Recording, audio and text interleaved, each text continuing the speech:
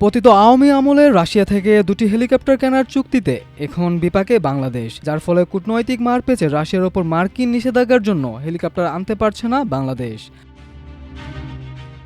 আওয়ামী লীগ সরকারের আমলে 400 কোটি টাকার এই চুক্তির আওতায় ইতিমধ্যে 298 কোটি টাকা পরিশোধ করা হলেও রাশিয়ার সঙ্গে চুক্তি মেনে হেলিকপ্টার আনলে যুক্তরাষ্ট্রের সঙ্গে কূটনৈতিক টানাপোড়েন তৈরির আশঙ্কা রয়েছে।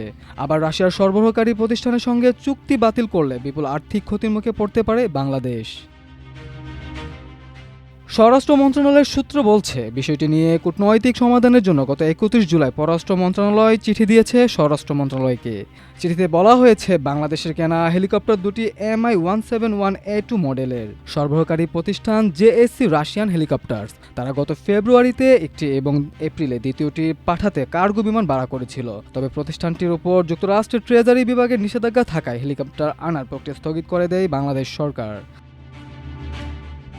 এদিকে 2021 সালে 10 ফেব্রুয়ারি বাংলাদেশ পুলিশ ও রাশিয়ান হেলিকপ্টার্সের মধ্যে সমঝোতা স্মারক সই হয়। সেই স্মারকে তৎকালীন পুলিশ মহাপরিদর্শক বেনজির আহমেদ এবং প্রতিষ্ঠানটির মহাপরিচালক আন্দ্রে আই ভুগেনিস্কি ভিডিও কনফারেন্সের মাধ্যমে এই চুক্তি সম্পন্ন করেন। একই বছরের অক্টোবরে মন্ত্রিসভা কমিটি প্রস্তাব অনুমোদন দেয় এবং নভেম্বর মাসে পুলিশ সদর দপ্তরে আনুষ্ঠানিক চুক্তি স্বাক্ষর হয়।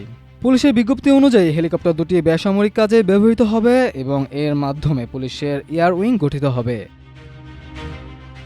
তবে সমালোচনা উঠেছে 2021 সালে এপ্রিলে যুক্তরাষ্ট্র রাশিয়ার বেশ কিছু প্রতিষ্ঠানকে নিষিদ্ধ তালিকায় রাখার পরও বাংলাদেশ কেন নভেম্বর মাসে ওই কোম্পানির সঙ্গে চুক্তি করেছে এবং পরে বিপুল অর্থ পরিশোধ করেছে। বিগত আওয়ামী লীগ সরকারের সময় রাশিয়ার কাছ থেকে বেশ কিছু সমরাস্ত্র কেনা হয়।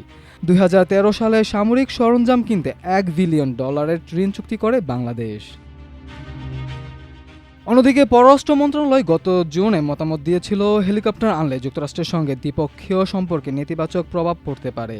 ব্যাংকার ও মুদ্রা বাজার বিশেষজ্ঞ মামুন রশিদ বলেন, যুক্তরাষ্ট্রের নিষেধাজ্ঞাভুক্ত প্রতিষ্ঠান থেকে সরাসরি পণ্য আনা ঝুঁকিপূর্ণ। তার মতে বাংলাদেশ টিকফা চুক্তির আওতায় যুক্তরাষ্ট্রের সঙ্গে আলোচনা করতে পারে। যুক্তরাষ্ট্র সম্মতি দিলে কেবল হেলিকপ্টার আনা উচিত। তাছাড়া যুক্তরাষ্ট্রে নিযুক্ত বাংলাদেশের সাবেক রাষ্ট্রদূত হুমায়ুন কবির মনে করেন, সরকার চাইলে যুক্তরাষ্ট্রের কাছে বিশেষ ছাড় চেয়ে আবেদন করতে পারে। তিনি বলেন, বেসামরিক কাজে ব্যবহারের যুক্তি এবং আর্থিক ক্ষতির আশঙ্কা তুলে ধরলে যুক্তরাষ্ট্র বাস্তবতা বিবেচনা করতে পারে। সব মিলিয়ে রুশ হেলিকপ্টার কেনার সিদ্ধান্ত এখন বাংলাদেশের জন্য এক জটিল সংকটের কারণ হয়ে দাঁড়িয়েছে। একদিকে আর্থিক ক্ষতির ঝুঁকি, অন্যদিকে যুক্তরাষ্ট্রের সঙ্গে সম্পর্কে টানাপোড়েন। এই দুইয়ের মাঝে কূটনৈতিক সমাধানই হতে পারে একমাত্র পথ। মাল্টিমিডিয়া ডেস্ক, আমার দেশ।